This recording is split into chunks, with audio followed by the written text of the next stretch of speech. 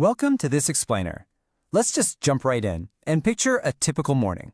You drop your child off at school, maybe watching them from the car window. They walk through those front doors. Their backpack is perfectly situated. Shoes are tied. Hair looks exactly the way you fixed it. Everything just looks perfectly fine, right? The door closes. You put the car in drive, and you pull away. And honestly, you probably don't give it a second thought for the rest of the day. It's the standard routine. But it creates this profound, yet entirely false sense of security. Because they look the part, we just naturally assume they're doing okay. But here's the question we really need to ask ourselves. What actually happens after that door swings shut? Have you ever really stopped to think about the moments in their day that no adult ever sees? We're talking about those hidden moments during recess, the lunch breaks, the chaotic passing periods in the hallways. How is your child truly navigating those completely unsupervised moments?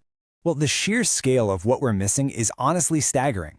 Research clearly shows that over 70% of bullying happens in the spaces where adults simply aren't looking. Over 70%. That is a massive chunk of their day. It's happening in the corridors, in the bathrooms, in some secluded spot out on the playground where no one's paying attention, or, completely silently on a glowing phone screen. This brings us to a really sharp contrast. On one hand, we have supervised spaces, classrooms with teachers, areas with active monitors, security cameras. But then we have the gaps, the corridors, the bathrooms, recess, the spaces between the supervision. And bullies wait for these exact gaps, because out there, your child is entirely on their own to navigate these complex social dynamics without any sort of safety net.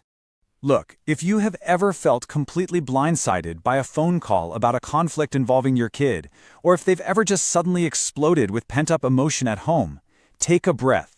This is not your failure. It is the system's blind spot. You simply don't have access to these gaps. So that begs the question. If they're hurting in these gaps, why on earth do they keep it so incredibly secret? Why don't the things that happen in the corridors get brought home? Why are our kids staying completely silent even when we look at them and ask point blank, "Hey, are you okay?" and they just mumble, "I'm fine"? Well, kids don't stay silent for no reason. In their heads, they are doing this rapid-fire internal calculus. It goes something like this. Step 1. If I tell mom, she's going to call the school. Step 2. Then the teacher intervenes. Step 3. Everyone finds out, and I'm instantly branded a snitch. Step 4. I get pushed out of my friend group, and things get a whole lot worse. To them, the cost of speaking up is terrifyingly high. And the result of that calculation is total silence. But we need to understand this. Their silence is not an attempt to shut you out. To a kid, social standing is their job security. Think about how much you would risk to protect your own livelihood. Losing their social standing means losing what matters for their day-to-day survival in that building.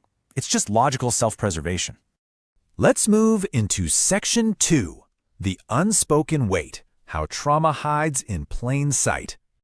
We really need to unpack the exact nature of the bullying that thrives in these corridors. It is rarely a physical fight, and honestly, it often doesn't involve a single word.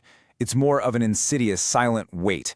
Imagine your child walking down the hall. They approach a group they know, and as they get closer, someone simply, slightly turns their back. Not a single word is spoken, but the message is crushing. You do not exist here. Or picture the canteen during the lunch break. Your kid walks up to a table, just hoping to sit down. Right as they approach, someone deliberately places their backpack on the only empty chair.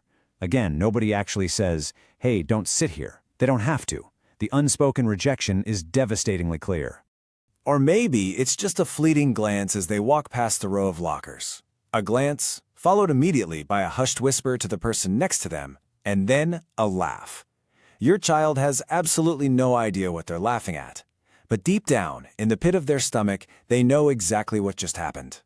They're left feeling entirely isolated and deeply confused. Because there's no concrete event to point to. They can't just come home and say, "Mom, I was bullied today." What are they supposed to say? Someone turned their back? Someone put a bag on a chair? They literally don't have the vocabulary to explain this accumulating burden. There is nothing visible for you to see. Now for Section 3, the 10-minute window, your most powerful parenting tool. So, while we obviously can't be in the corridors with them, we do control the environment the moment they return to us. The psychological timeline of the afternoon release is fascinating. It looks like this. 0 minutes, the bell rings. 5 minutes, they are getting into your car. But right around the 10-minute mark, something magical happens. Research shows that roughly 10 minutes after leaving the school building, the heavy, protective social armor they've been wearing all day finally drops. They start to truly feel the weight of their day. Now, our reflexive habit as parents is, of course, the interrogation. How was your day? What did you do? Who did you sit with? We rapid-fire question them like detectives on a case. And what do we get? Fine, nothing. The door slams shut. What they actually desperately need in that vulnerable 10-minute window is open space. Just a silent, safe presence. So how do we actually master this 10-minute window? First off, don't force big questions. Just don't. Second, be quietly present. Third, sit together while they have a snack, or literally just drive home in comfortable silence. And fourth, leave the emotional space completely open. You just need to be an available, safe harbor. When you do this, you unlock something amazing: the power of the unexpected confession. By simply holding that silent, pressure-free space, you're creating the perfect conditions for your child to naturally let their guard down. Out of nowhere, they might drop a tiny, seemingly insignificant detail about their day, but embedded within that tiny detail are the clues to their hidden corridor experiences. You just have to be quietly present to catch it. Let's bring this all the way full circle back to tomorrow morning. You're watching them from the car. The door closes. I want you to really empathize with what they are about to step into. What corridors will they walk down? What glances will they face? Whose table will they try to sit at? They're navigating these gaps completely alone.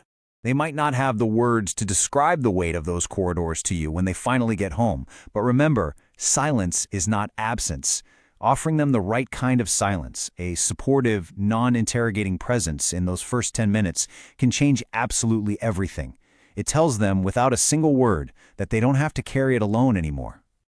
I'll leave you with this thought. When they walk through your door tonight or get into your car, will you give them the silent, open space they actually need?